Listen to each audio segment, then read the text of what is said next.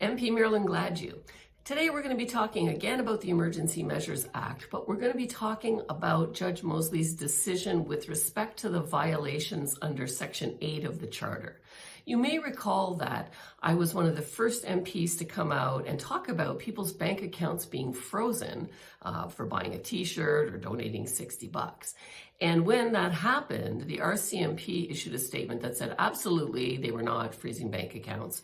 Chrystia Freeland said absolutely they were not doing that.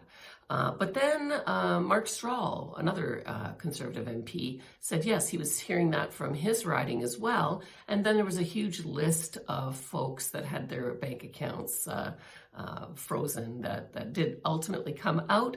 The RCMP issued a statement then saying they were clarifying their instructions to financial institutions in unfreezing bank accounts, which was proof again that they did freeze them. And in fact, hundreds of Canadians had their bank accounts frozen. Judge Mosely has correctly judged that this was unlawful search and seizure because there was no reason for folks that bought a t-shirt, for example, or folks that donated $60 to a protest. There were no criteria laid on whose accounts were going to be frozen, and usually these things require a warrant. So that is good news for upholding of Section 8 under the Charter.